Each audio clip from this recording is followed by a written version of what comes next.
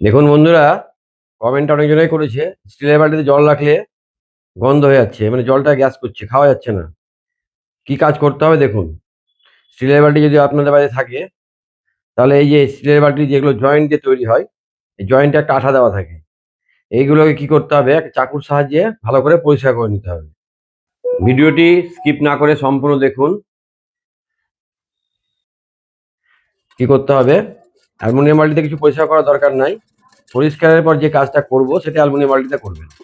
Still বালতির ক্ষেত্রে এই জয়েন্টের আঠাগুলো বার করে নিতে হবে। দেখুন কত নোংরা বেরো দেখুন।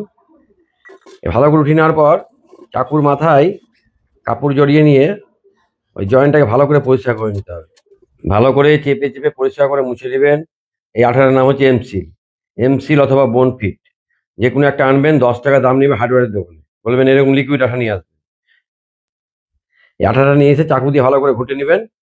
এই চাকুর সাহায্যে আঠাগুলো একটু করে নেবেন, আর ওই জয়েন্টের মধ্যে এইভাবে দিয়ে দিবেন। দেখুন কাজটা দেখুন, তাহলে বুঝতে পারবেন।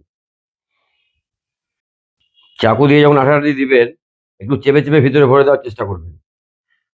জায়গায় জায়গায় এমনি একটু করে খোঁচা দিবেন, তাহলে আঠাগুলো ভিতর দিকে সমস্ত জায়গায় চলে যাবে। আমি তাড়াতাড়ি করে করছি, আপনারা একটু সুস্থভাবে করবেন, কাজটা ভালো হবে। আর আমি বলি আরেকটা কথা, এই অ্যালুমিনিয়াম বালতি বা স্টিল বালতি বাজার থেকে কিনে আসার পরে যদি এই কাজটা করেন, তাহলে বালতির লংজিভিটি বেশি হবে। করে দেখবেন। অ্যালুমিনিয়াম বালতির ক্ষেত্রে কিছু পরিষ্কার করার দরকার নেই। জল শুকিয়ে নিয়ে, জল যদি ভিজিয়ে দেন তাহলে জলটাকে ভালো করে শুকিয়ে নেবেন। স্টিলের বালতির ক্ষেত্রেও তাই। এই কাজগুলো করার পূর্বে আপনাকে বালতিটা ভালো করে রোদ্রে কিংবা আগুনে চাপিয়ে গরম করে শুকিয়ে নিতে হবে। ঠান্ডা হলে কাজটা করবেন।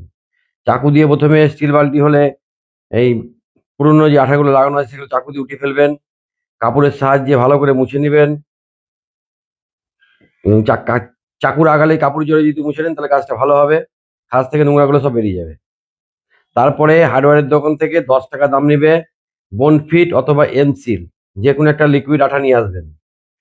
নিয়ে আসার পরে ওটাকে চাকু দিয়ে ভালো করে ঘুটে নেবেন। চাকুর সাহায্যে এভাবে আঠাটা লাগিয়ে দিবেন। এবার কি করবেন, আঠা লাগানো হয়ে গেলে সমস্ত জায়গায় যখন আঠাটা দেওয়া হয়ে যাবে, এভাবে আঠাটা একটু খুঁচে খুঁচে ভরবেন যাতে আঠাটা ভিতরে চলে যায়। তারপরে আঙুলের সাহায্যে এভাবে চেপে দিবেন। এই দেখুন, কাজটা হয়ে গেলে একদিন রেখে দিবেন। কোনো বাসন মাজার সাবান দিয়ে ভালো করে ধুয়ে নিয়ে, তারপর গরম জল দিয়ে ধুয়ে নিয়ে ব্যবহার করবেন। কোনো রকমের গ্যাস আর হবে না। যাদের বালতি তল দিয়ে জল পড়ছে, তারা যদি এই পদ্ধতি অবলম্বন করেন, জল পড়া চিরতরে বন্ধ হয়ে যাবে। ভিডিও ভালো লাগলে লাইক কমেন্ট শেয়ার করে পাশে থাকবেন। নমস্কার।